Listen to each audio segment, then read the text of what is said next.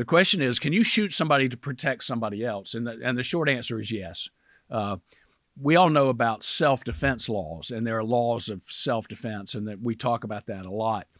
And everybody's heard of self-defense. It was self-defense.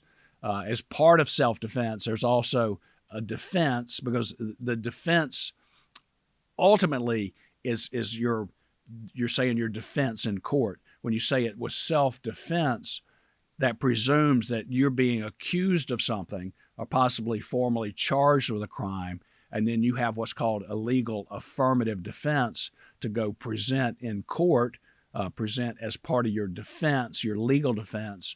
You had the right of self-defense. So in other words, you're not guilty of assault, you're not guilty of attempted murder, you're not guilty of murder, because you have an affirmative defense that you acted within the law, you acted reasonably because you acted in self-defense, which is a legal concept.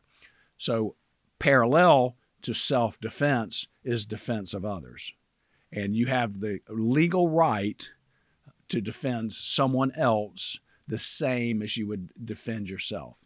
And that could be somebody that you have a relationship with, that could be a family member, that could be somebody that is a friend of yours. It could be a stranger, where you see a stranger is about to be harmed or killed, and that you act in defense of others.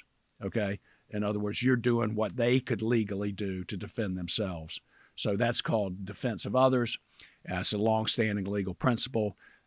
If they had the right to defend themselves, you are able to defend them as under defense of others. So yes, there's self-defense, there's defense of others. So absolutely, if the circumstances justify it, you can defend someone else.